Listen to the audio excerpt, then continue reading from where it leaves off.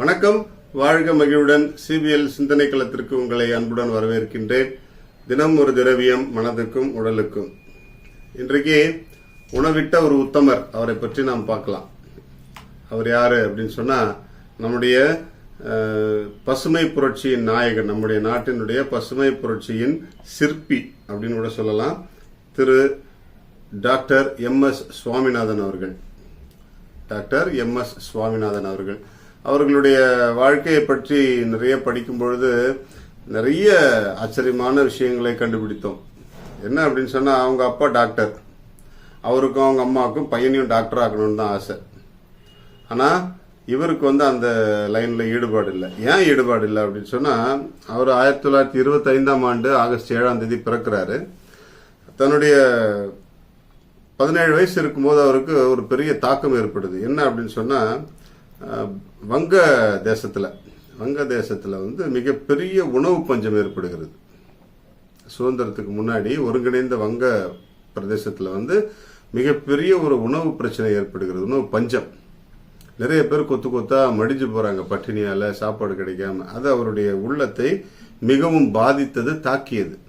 அப்ப அவர் என்ன செய்யறாரு அப்படின்னு சொன்னா, தன்னுடைய உள்ளத்துல ஒரு உறுதி எடுக்கிறார். இந்த உணவு பஞ்சம் இல்லாத ஒரு சூழ்நிலையை உருவாக்குவதற்கு நாம் ஏன் முயற்சி செய்யக்கூடாது அப்படி சொல்லி.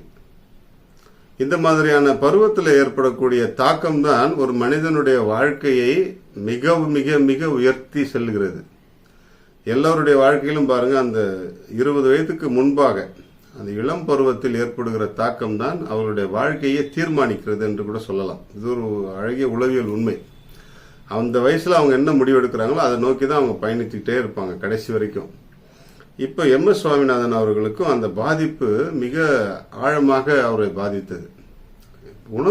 உணவு இல்லாமல் ஒரு மனித இனம் மடியலாமா அப்படின்னு சொல்லிட்டு அவருக்கு உள்ளத்துல ஒரு பெரிய கேள்வி. உடனடியாக அவர் என்ன செய்யறாரு, அதை பற்றிய நம்முடைய வாழ்க்கையை மாற்றி அமைத்துக் கொண்டு அதற்காக முயற்சி செய்யலாம்னு சொல்லிட்டு ஒரு தனி மனிதனாக தன்னுடைய போராட்டத்தை ஆரம்பிக்கிறார். 1960ஆம் ஆண்டுல மிகப்பெரிய ஒரு உணவு பஞ்சத்தை இந்தியா சந்திக்கிறது.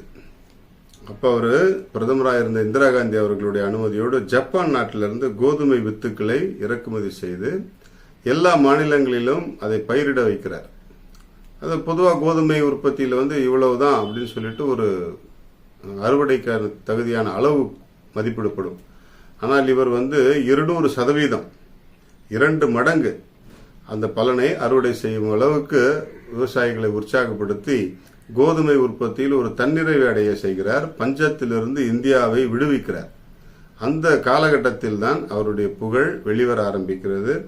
இந்திரா காந்தி பிரதமர் அசந்து போனாங்க இந்த விஷயத்தை பார்த்து. அவருடைய வாழ்க்கையில மிகப்பெரிய ஒரு உற்சாகமான நாள் அன்றைக்கு தான்.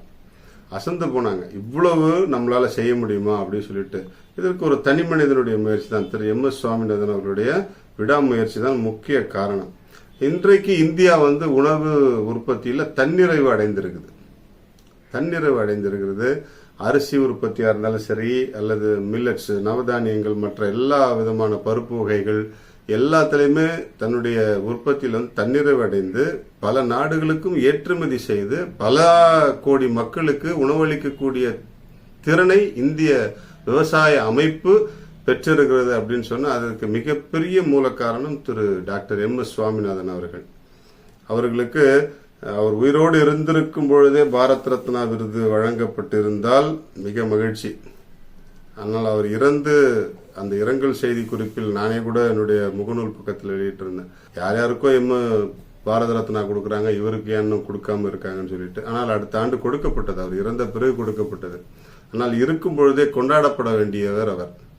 அதனால நாம நல்ல உற்சாகமுள்ள ஒரு பெரிய மனிதரை அதிக அளவுக்கு நம்முடைய நாட்டில் கொண்டாடப்பட்டாரா அப்படிங்கிறது எனக்கு தெரியாது. ஏன்னா அவரே ஒரு எம்.எஸ். சுவாமிநாதன் ஃபவுண்டேஷன் அப்படின்னு சொல்லிட்டு ஒரு ஃபவுண்டேஷன் ஆரம்பிச்சு இந்தியாவுக்கு மட்டுமல்ல, இலங்கைக்கும் மற்ற எங்கெங்கெல்லாம் உணவு உற்பத்தியில தயங்குகின்ற நாடுகளுக்கெல்லாம், பின்தள்ளி இருந்த நாடுகளுக்கெல்லாம் உற்சாகம் ஊட்டி உணவு உற்பத்தியை பெருக்கி கொடுக்க மிகப்பெரிய ஒரு காரணியாக இருந்தார். அவர் ஒரு ஊக்கம் கொடுக்கக்கூடிய மிகப்பெரிய காரணியாக இருந்தார். அப்படிப்பட்ட ஒரு மிகப்பெரிய மனிதருக்கு எத்தனை விருதுகள் கொடுத்தாலும் தகாது. ஆனால் நாம் எடுத்து உண்ணுகிற ஒவ்வொரு உணவு மணிகளிலும் அரிசியா இருந்தாலும் சரி, வேற எந்த உணவா இருந்தாலும் சரி, ஒரு வாய் சாப்பிடும் பொழுதும் எம்.எஸ். சுவாமிநாதன் நினைச்சுக்குவோம். ஏன்னா அவருடைய முயற்சி இல்லை, அவருடைய முன்னெடுப்பு இல்லை அப்படின்னு சொன்னா இந்தியாவில் வந்து உணவு தன்னிறைவு என்பது மிகப்பெரிய கேள்விக்குறியா இருந்திருக்கும். இப்படிப்பட்ட ஒரு மாமேதையை நாம் பெற்றதற்காக நன்றி செலுத்துவோம். அவருடைய வழியை பின்பற்றி இன்னும் அதே வகையில் அதே வேகத்தோடு இந்த உலகிற்கெல்லாம் உணவூட்ட நாம் முயற்சி செய்வோம்.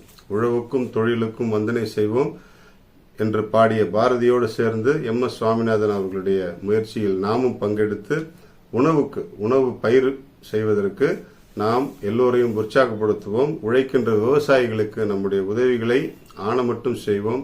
அவர்களுக்கு தேவையானவற்றை அரசாங்கம் செய்வதற்கு நாமும் நம்முடைய வரிகளை சரியாக செலுத்தி உற்சாகப்படுத்துவோம். வாழ்க மகிழ்வுடன். இன்றைக்கு உணவை பற்றி பேசியிருக்கிறதுனால அரிசி கஞ்சியை பற்றி பேசலாம். ஏன்னா கஞ்சி குடிக்கிறதுங்கிறது வந்து இந்த காலத்தில் ஒரு இலக்காரமான ஒரு காரியமாக ஆயிடுச்சு. எங்கே பார்த்தாலும் பிரியாணி, பெரிய விருந்து அப்படி இப்படின்னு இல்லையா. ஆனால் கஞ்சி வந்து மிக மிக மிக சத்தான உணவு. இந்த அரிசி கஞ்சி சாப்பிட்ட உடனே இன்ஸ்டண்ட்டாக எனர்ஜி கிடைச்சிரும். ஏன்னா கார்போஹைட்ரேட் நிறையா இருக்கிறதுனால உடனடி ஆற்றல் கிடைக்கும், நல்லா செரிக்கும். அதனால தான் வந்து காய்ச்சல் அடிக்கிற போதும், சளி பிடிக்கும் போதும், லூஸ் மோஷன் பேதி ஆகும் போதும்லாம் வந்து நம்ம கஞ்சி கொடுக்க சொல்லுவாங்க. அந்த கஞ்சி தான் வந்து ஆற்றலை கொடுத்துக்கிட்டே இருக்கும், நீர் சத்து குறையாமல் பார்த்துக்கும். எடை குறையணும் அப்படின்னு ஆசைப்படுறவங்க கூட வந்து பிரியாணி மற்ற எல்லாத்தையும் சாப்பிட்றதுக்கு பதிலாக கஞ்சியாக குடிச்சிங்கன்னா உங்களுடைய எடையெல்லாம் குறைய ஆரம்பிக்கும். உடல் வலிமை பெறும், ஆற்றல் பெறும். அதனால் அரிசி கஞ்சி அடிக்கடி எடுத்துக்கொள்வோம். வாழ்க்கையில் ஆற்றலோடு செயல்படுவோம். வாழ்க மகிழ்வுடன்.